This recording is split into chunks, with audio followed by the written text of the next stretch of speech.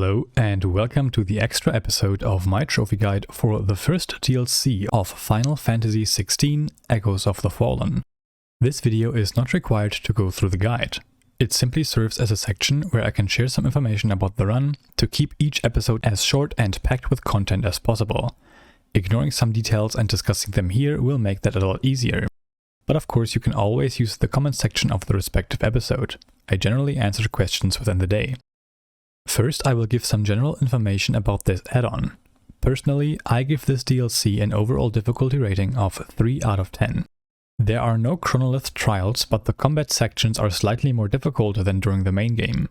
And we also have to play through the DLC on Final Fantasy mode, which is the highest difficulty. Grinding is straight up 0 out of 10. We barely even have to go out of our way to pick up the collectibles. This is a fairly short DLC with no grinding whatsoever.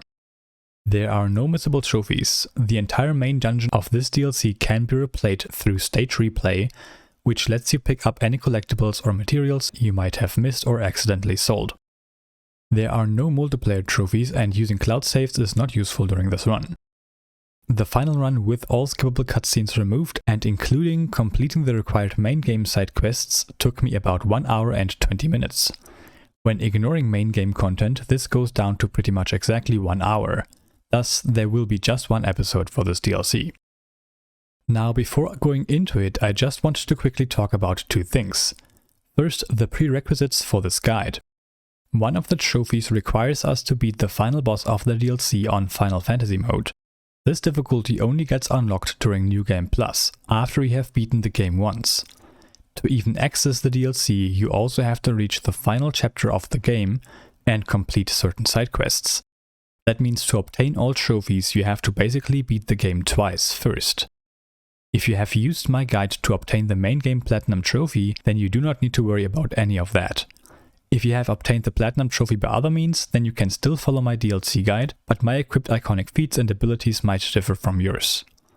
Lastly, even if you obtained the Platinum Trophy already, you will be severely underleveled for the DLC. Every enemy in there is level 98. With us being at roughly level 75. You can farm levels first if you want to. The maximum level on Final Fantasy mode is 105, although this will probably increase with the release of future DLCs. The stated difficulty estimation does include this level discrepancy. Most enemies will deal a lot of damage, but this is not a major problem when using the Ring of Timely Evasion. The main thing you will notice is that bosses, especially the last one, will take a long time to defeat.